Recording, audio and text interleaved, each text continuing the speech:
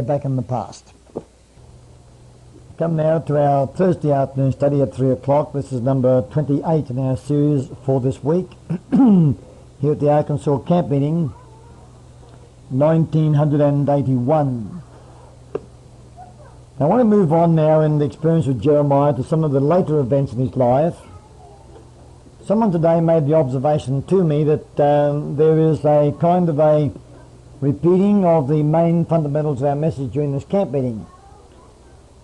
The reason of this is that the purpose of this series on the book of Jeremiah is to bring home to us a realization that the same work is being done today as was done back in Jeremiah's day, and that therefore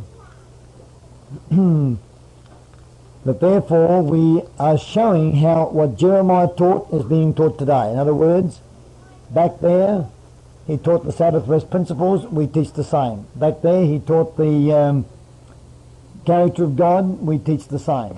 And so the purpose is to have us realize just where we stand in relationship to the great and coming work in the very near future, when at last the loud cry shall commence.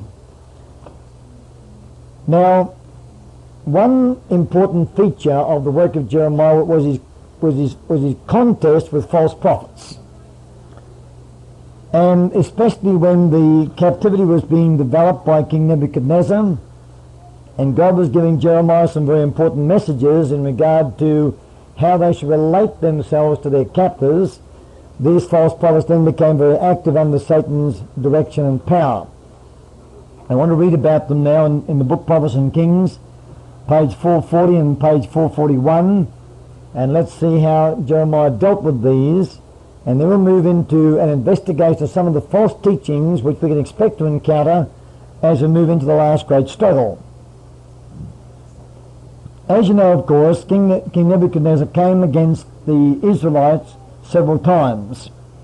The first incursion was back in the 3rd year of the reign of Jehoiakim, at which time Daniel and his 3 companions were carried captive to Babylon. And after Jehoiakim finally died, then the last king of Judah was Zedekiah, a king who had a very interesting combination in his character. Sister Wise says that he had no particular bent to do evil, but at the same time he had no character to do right.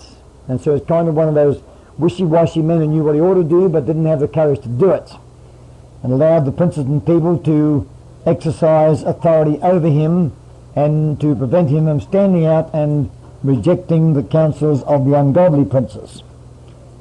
Now, when Zedekiah first ascended the throne of Israel, he was already under the jurisdiction of the king of Babylon, and was trusted to be a wise and faithful vassal of that king.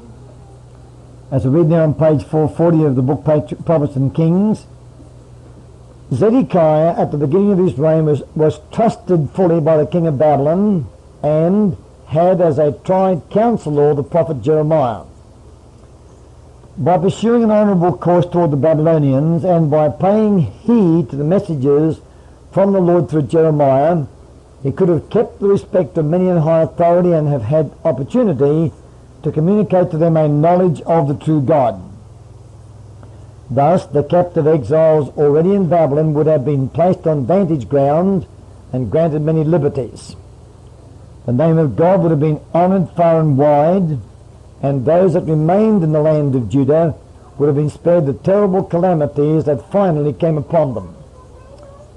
Through Jeremiah, Zedekiah and all Judah, including those taken to Babylon, through Jeremiah, Zedekiah and all Judah, including those taken to Babylon, were counseled to submit quietly to the temporary rule of their conquerors. It was especially important that those in captivity should seek the peace of the land into which they had been carried. Now, let's pause there a moment. Now, we will not reiterate what we learned in the Character of God series, how that when the people of Judah and Benjamin were carried captive to Babylon, God, instead of seizing the opportunity to really exact a terrible punishment from them, So Jeremiah gave counsel which showed that God was seeking to deliver them from the worst effects of their captivity. That's the amazing love of God was demonstrated in this situation, in which that love showed no trace of vindictiveness or a spirit of revenge whatsoever. I want to dwell mainly on false prophets though in this particular lesson, so we'll take their side of the story more particularly. So I read, this however was contrary to the inclinations of the human hearts, and Satan, taking advantage of the circumstances, caused false prophets to arise among the people, both in Jerusalem and in Babylon, who declared that the yoke of bondage would soon be broken and the former prestige of the nation restored. Now already, of course, we have seen something of the attitude and spirit of the Jews prior to their captivity. Those proud people who had become so persuaded that they were the elect, they were the untouchable people, that no nation upon the earth could conquer them, had refused again and again to heed the counsels of God sent to them through the prophet Jeremiah. And so strong was the bent of their mind, so fixed was the mould of their intellectual powers, that even after the words of Jeremiah had come true, they still believed this was only a very, very temporary thing, and they could not accept what had actually happened to them. Just couldn't accept it. And so when these false prophets arose and told the people that the captivity was a very temporary affair, that the king of Babylon was only going to have power for a very short time, they were all too ready to believe that kind of nonsense. In the meantime, of course, through Jeremiah in chapter 25 verse 12, God had plainly declared that 70 years would be spent in captivity to that mighty overruling power. Now, the result, of course, of such flattering prophecies would have led to fatal moves on the part of the king and the exiles, and would have frustrated the merciful designs of God in their behalf. Lest insurrection be incited and great suffering ensue, the Lord commanded Jeremiah to meet the crisis without delay by warning the king of Judah of the sure consequence of rebellion. The captives also were admonished by written communications not to be deluded into believing their deliverance near. Let not your prophets and your diviners that be in the midst of you deceive you, he urged. Jeremiah 29 verse 8. In this connection, mention was made of the Lord's purpose to restore Israel at the close of the 70 years of captivity, foretold by his messengers. Now note the words of Jeremiah in 29 verse 8, where he said to them, let not your prophets and your diviners. He did not say God's prophets, but their prophets, prophets of their own choosing, prophets who in fact were under Satan's jurisdiction and therefore had no connection with God whatsoever. So the counsel was given to build houses and plant vineyards and grape orchards and so forth, seek the peace of the land, respect the fact that they had their overlords, and thus to minimize the evil effects of their captivity.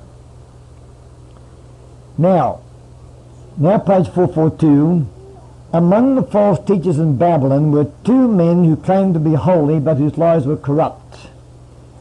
Jeremiah had condemned the evil course of these men and had warned them of their danger. Angered by reproof, they sought to oppose the work of the true prophet by stirring up the people to discredit his words and to act contrary to the counsel of God in the matter of subjecting themselves to the king of Babylon. The Lord testified through Jeremiah that these false prophets should be delivered into the hands of Nebuchadnezzar and slain before his eyes. Not long afterward, this prediction was literally fulfilled. Now comes the application of these principles of warfare right down to the end of time in these words. To the end of time, men will arise to create confusion and rebellion among those who claim to be representatives of the true God. Those who prophesy lies will encourage men to look upon sin as a light thing. When the terrible results of their evil deeds are made manifest, they will seek, if possible, to make the one who has faithfully warned them responsible for their difficulties, even as the Jews charged Jeremiah with their evil fortunes. But as surely as the words of Jehovah through his servant were vindicated anciently, so surely will the certainty of his messages be established today.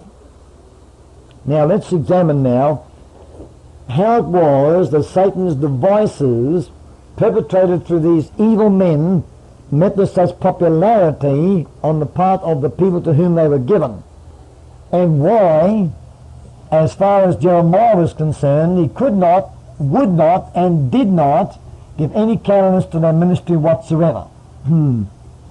First of all, we'll have to look at the counsels that God gave through Jeremiah to those people back there, and those counsels came in two stages.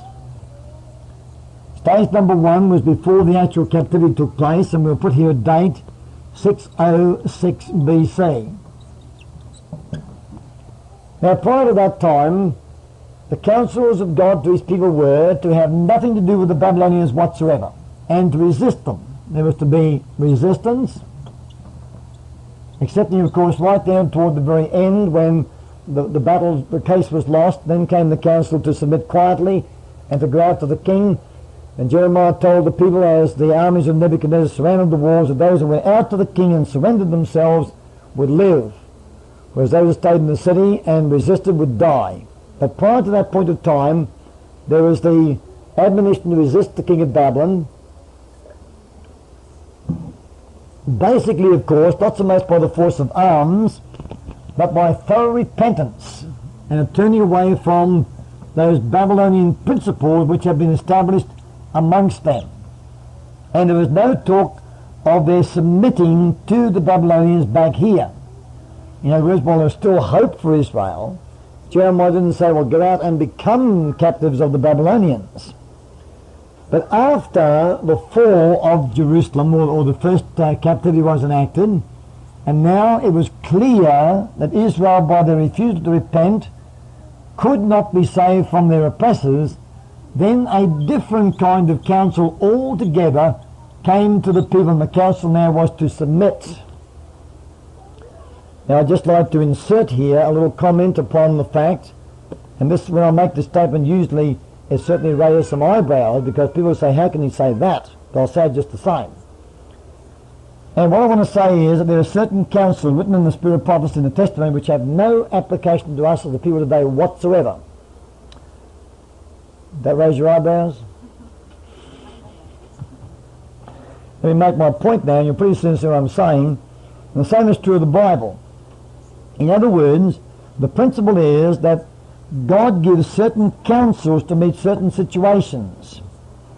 And when those situations have changed, then those counsels become invalid. And if we're not today in the same kind of situation, then the counsels which belong to that particular kind of situation do not belong to us in a very different situation.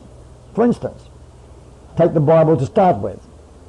Back in the days of Moses, Israel picked up the swords from the dead Egyptians upon the Red Sea shore. And thereafter they went forth living out the principles of force. They bore arms. They took those swords with the express purpose of killing people. And so they established a situation in the land of Israel contrary to God's desires for that people.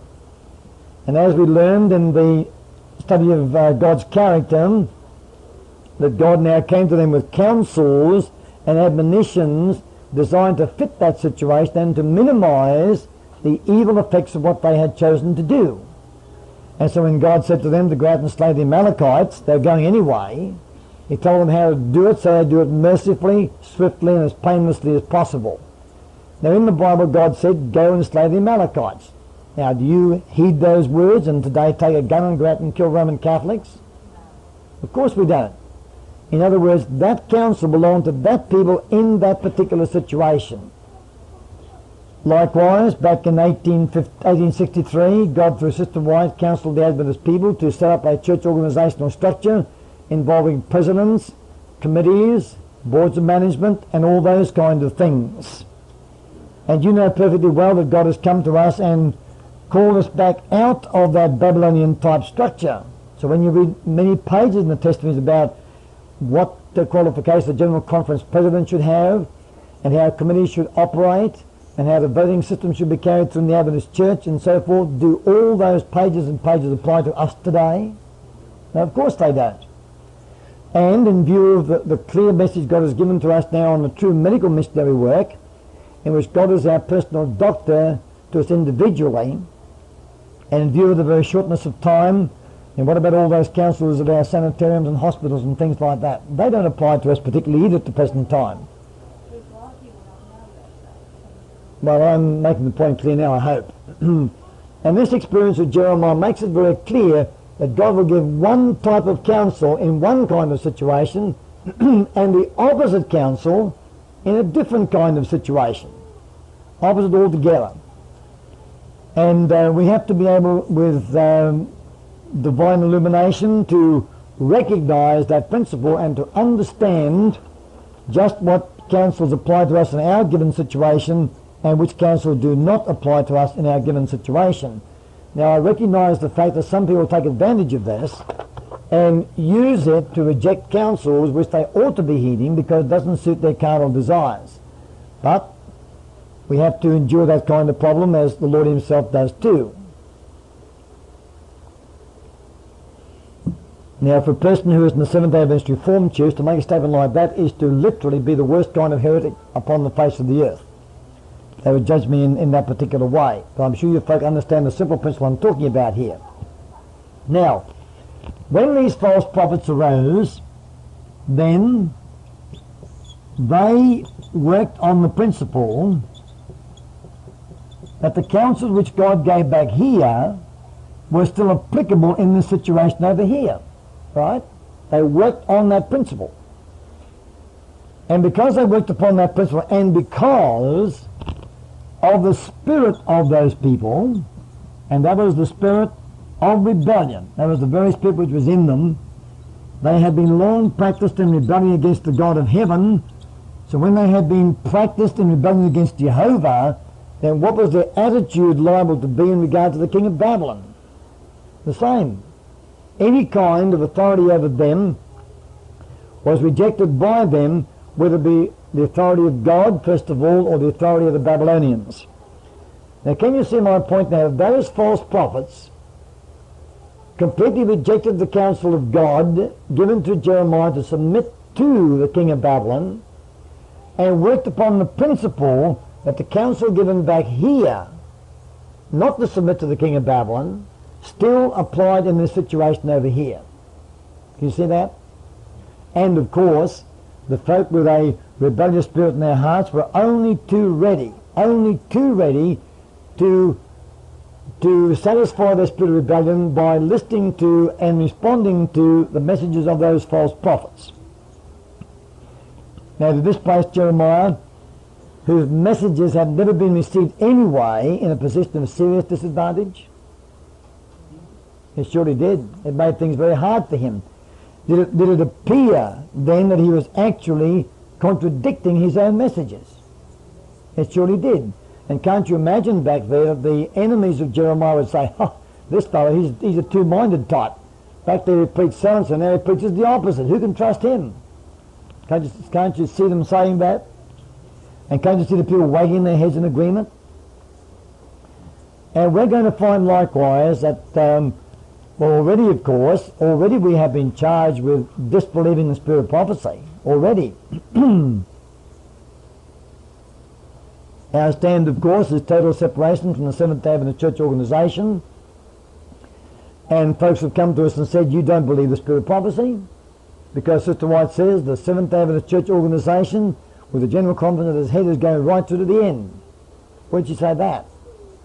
Nowhere. But when they read the word the church, in their minds, what do those two words always mean? The Seventh-day Adventist Church organisation led by the General Conference of Seventh-day Adventists in Washington, D.C. Now, of course, if Sister White spelled it out in just those terms, they'd have a case. But they charge us with disbelieving the spirit of prophecy because they misinterpret the meaning of that word church and forget, of course, it means those souls who are faithful to the truth of God from the very beginning of time. Now, however, God was with Jeremiah in a very mighty way, And his prediction, God foreseeing the fate of at least two of those false prophets, two men who claimed great holiness but whose lives were very corrupt. And when Jeremiah prophesied at God's command that these two would die in a short time, and this thing came to pass, of course it was a very wonderful blessing to him. Now to the end of time these things are going to happen, as we read there in that next paragraph. Let's go a little further now, and I want you to notice that when the kings of Moab, Edom and Tyre came to visit King Zedekiah with the idea of joining a confederacy to war against the king of Babylon, and with the foolish and mistaken confidence that they'd be successful in that warfare, Jeremiah was sent to tell them in plain terms that they would not be successful, that the only wise thing they could do was to submit meekly to the power of the mighty king of Babylon. And if they refused to do so, then they'd incur tremendous punishment upon themselves. And as remember now, these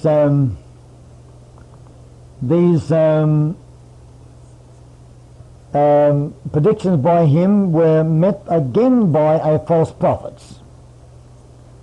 I turn on now to page 445, or page 444 first of all. The amazement of the assembled council of nations knew no bounds when Jeremiah, carrying the yoke of submission about his neck, made known to them the will of God. Against determined opposition, Jeremiah stood firmly for the policy of submission. Prominent among those who had presumed to gainsay the counsel of the Lord was Hananiah, one of the false prophets against whom the people had been warned. Thinking to gain the favour of the king and of the royal court, he lifted his voice in protest, declaring that God had given him words of encouragement for the Jews. Said he, "Thus speaketh the Lord of hosts, the God of Israel, saying, I have broken the yoke of the king of Babylon.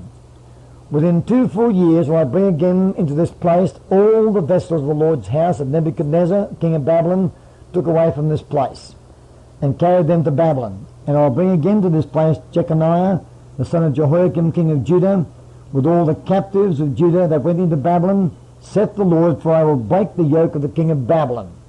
So spoke the false prophet Hananiah. Now Jeremiah had said 70 years. What did this man say? 2 years.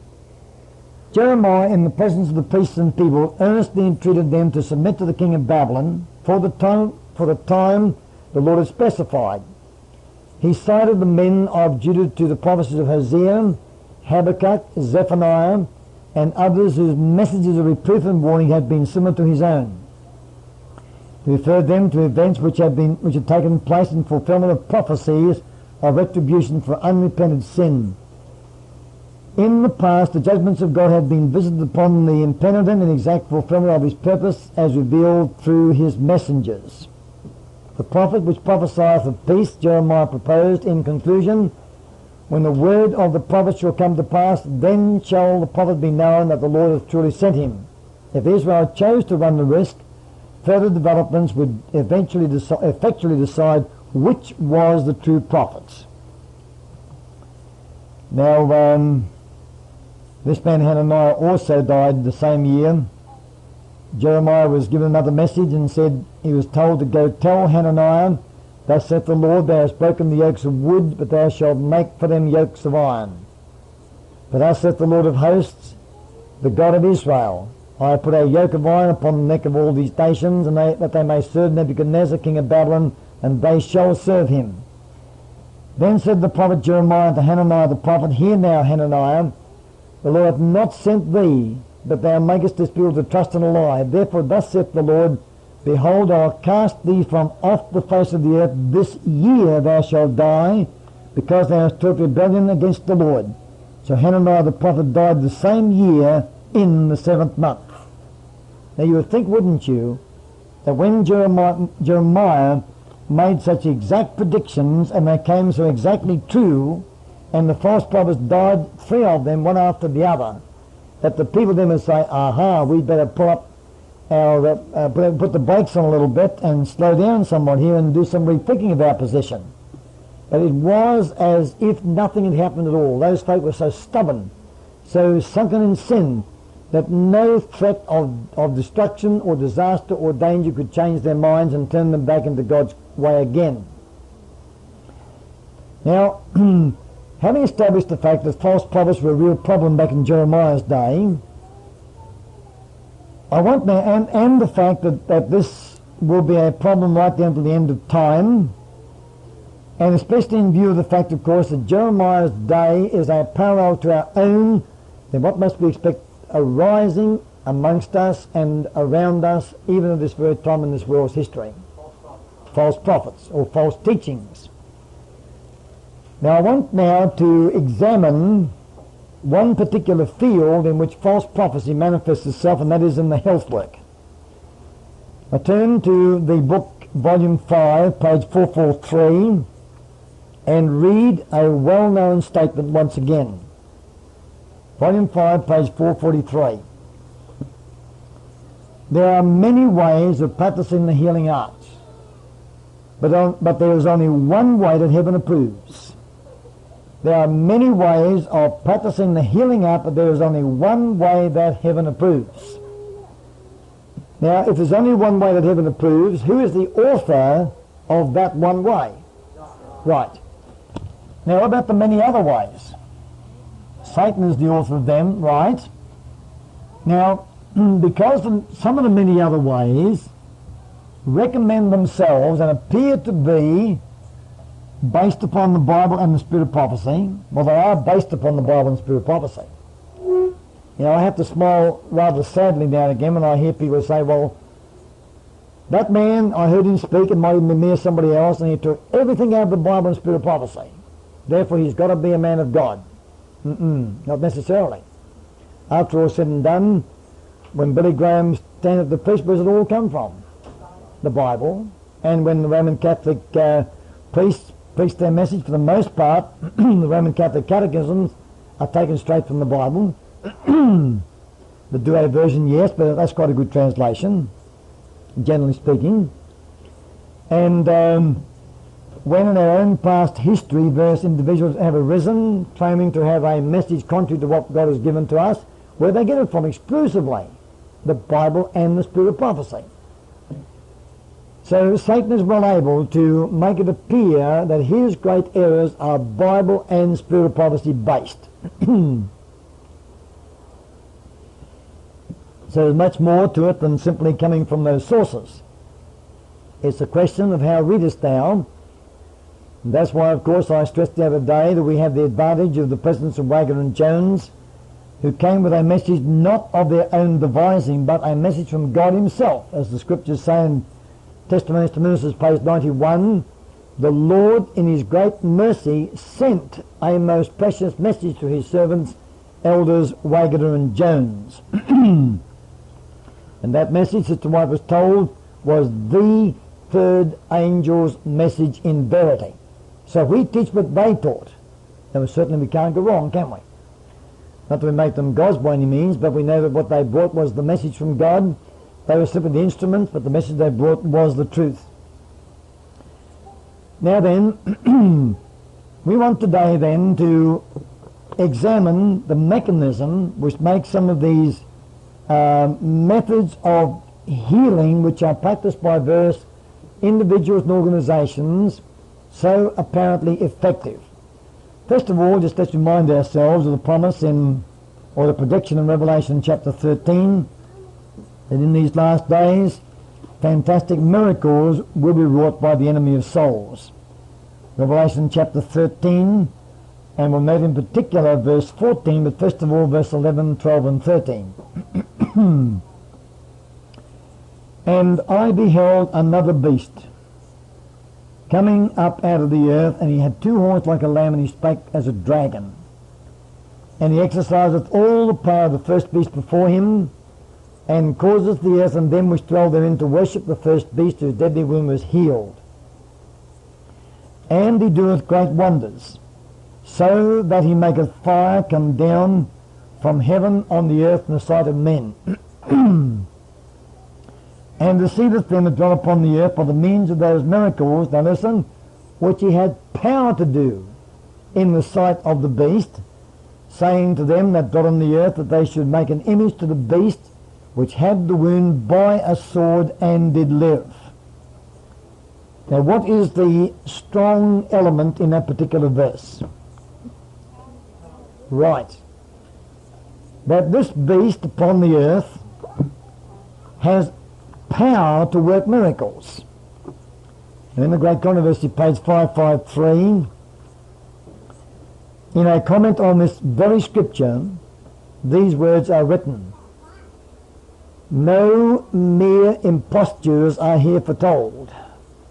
Men are deceived by the miracle which Satan's agents have power to do, not which they pretend to do." Now that means, of course, that these miracles then have a very, very deceptive quality. Now, in what field in particular, or what two fields in particular, pardon me, in what two fields in particular do we find that Christ worked miracles when he was standing upon this earth? In two particular fields. Right, spiritual and physical. We call the spiritual miracle a conversion. That is, the deliverance of the soul from the power of sin. He's being set free from that power to go forth and live a righteous life. The physical deliverance, of course, which was the more obvious and apparent miracle worked by Christ, and the more common miracle, because whereas many folk who did receive physical healing also became born-again Christians, generally speaking, many of those who received physical restoration never did become converted souls. While it required much the same faith and the same gospel, of course, to affect both, it was often the case that folk only reached out for the one, didn't take the other. If you want a specific example of this, then you look to the story of Simon the leper, and Sister Wright plainly says that that man had been cured of leprosy, after which he made a special feast at his home when the alabaster box was broken over Christ's feet, and not until after that particular occasion was there added to Simon the experience of being born again, in addition to having been physically healed prior to that point of time.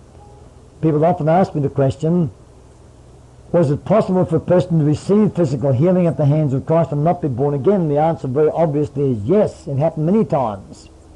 Sometimes folk obtained both, but more often than not they received but the one, and in some cases again they then got the second experience later. Now, therefore, if the miracles performed by Christ were in those two fields of spiritual and physical, then where must we expect the miracles of healing to take place, or the miracles of Satan to take place down these last days, bearing in mind he will do all this as a clever and extremely close counterfeit of the work of Jesus Christ. In the same fields, right? Physical and spiritual. Now, which of those two is the more apparent, the more visible, and therefore the more spectacular? Physical. Very good. Now I want to, let's make a little list on the board now, the main areas of in which the healing art is practiced today. And of course the first one which jumps to our minds is the medical doctors, or I just put here the MDs.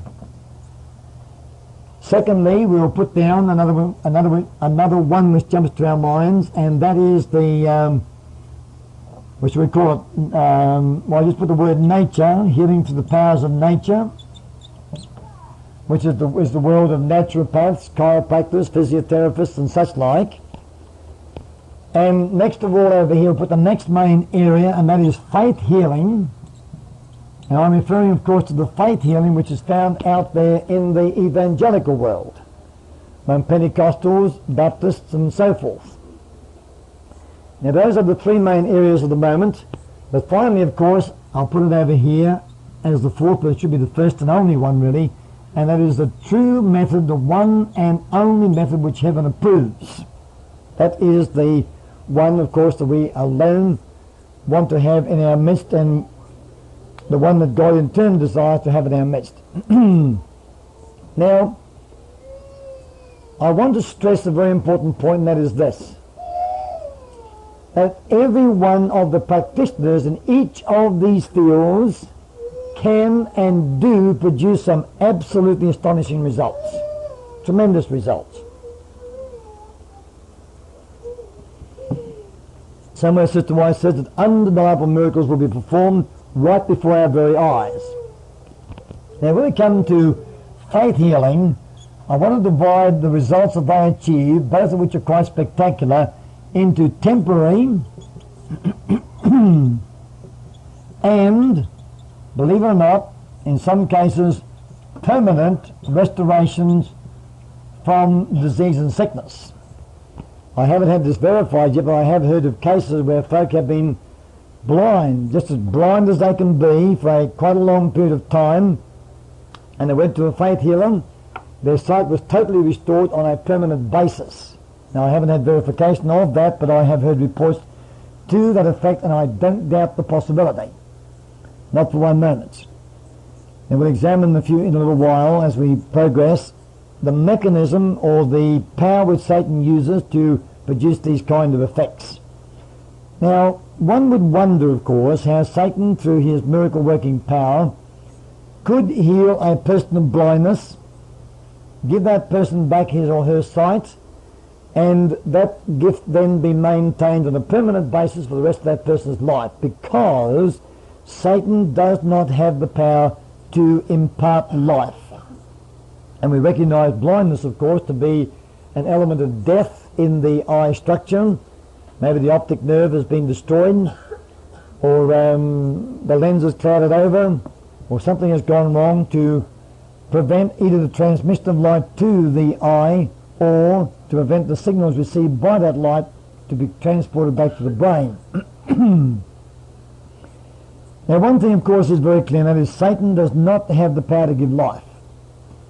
And so that we'll understand clearly what we're talking about in respect to this message, let's just review briefly, but I think very comprehensively, the main principles involved in the one way of healing which heaven approves. Now I'd like to read the rest of the paragraph now on page 443. As a matter of fact, I was giving a study like this to an audience in Australia some time ago, and I read that first sentence which I have just read, which is the first part of the entire paragraph, a sentence which says, "There are many ways of practicing the healing art, but there's only one way that heaven approves." And one person who is very heavily oriented toward natural remedies and actually worked with a clinic in this respect said, "Read the rest of the paragraph." I said, "With pleasure." I think this person thought I'd be embarrassed by the rest of the paragraph, and the suggestion was there that I took only one part of the paragraph and left the rest alone. So we'll read the rest of the paragraph again. "God's remedies are the simple agencies of nature. They will not tax or debilitate the system through their powerful properties. Pure air and water, cleanliness, a proper diet, purity of life, and a firm trust in God are remedies for the want of which thousands are dying. Yet these remedies are going out of date because their skillful use requires work that the people do not appreciate. Fresh air, exercise, pure air and clean, sweet premises are in the reach of all with but little expense. But drugs are expensive, both in the outlay of means and in the effect produced upon the system." Now some people gain the very erroneous idea, and I don't know why they do, perhaps because we stress so heavily the fact that health is obtained by the outflow of life from God and the inflow of that same life into the believer. Because of that, some people get the idea that we have no place at all in true medical missionary work for natural remedies. Let me dispel that idea forever, hopefully. Sometimes you say things, of course, but people say, well, he says that, but what he teaches denies what he says. Let's turn in Desire of Ages to page 824. Now, 824. And read two statements from this page. "In the Saviour's manner of healing, there were lessons for his disciples. On one occasion, he anointed the eyes of a blind man with clay and bade him go wash in the pool of Siloam. He went his way, therefore, and washed and came seeing. The cure could be wrought only by the power of the great healer. Yet Christ made use of the simple agencies of nature. While he did not give countenance to drug medication, he sanctioned the use of simple and natural remedies." And lower down on the same page, And we should teach others how to preserve and to recover health. For the sick we should use the remedies which God has provided in nature, and we should point them to Him who alone can restore. Now there is a place, not the place which has been given to it in the past, but there is a place for the use of natural remedies in the work in the one way which heaven approves. Now of course, it's obvious that this paragraph in Testimonies Volume 5, page 443, does not spell out in close detail just what that place is. It does definitely say, of course, that a firm trust in God is a part of that one way which heaven approves. And as we observed this morning, of course, there is trust in God and there is trust in God. In the old way, where natural remedies were the dominant healing or regarded as the dominant healing factor, folk trusted in God back there to help them gain healing through the powers of nature. God was but the helper and nature was the doctor. And that's a misplaced trust in God. And God doesn't work through those principles or systems.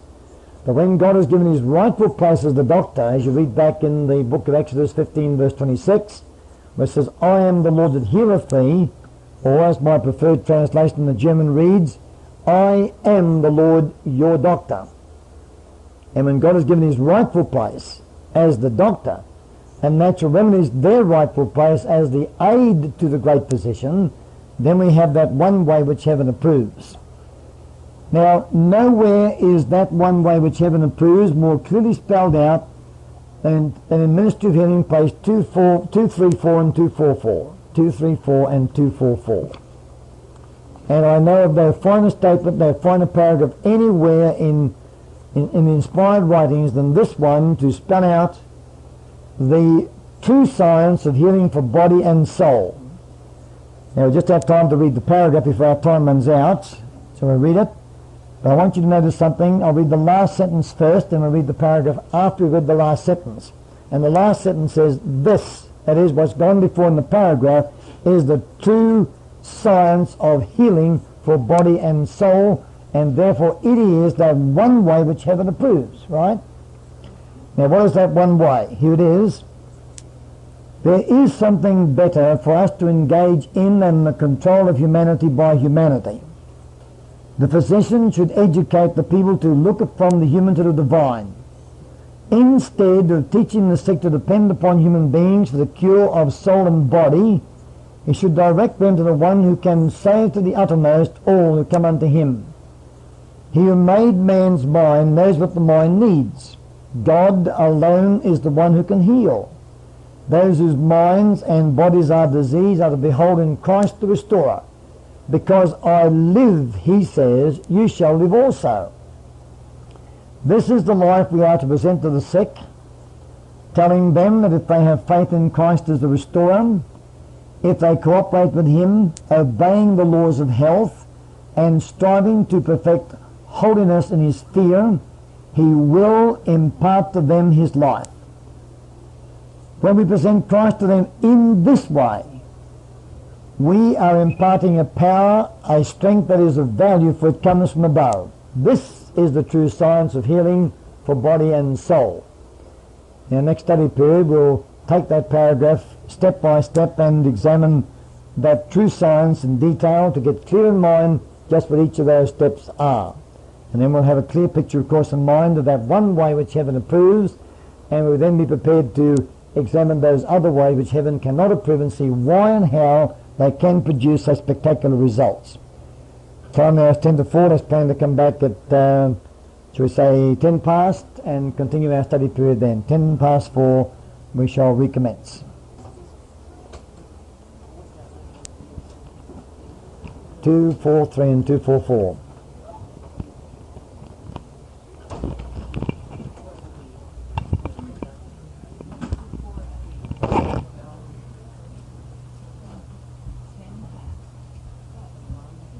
Bueno,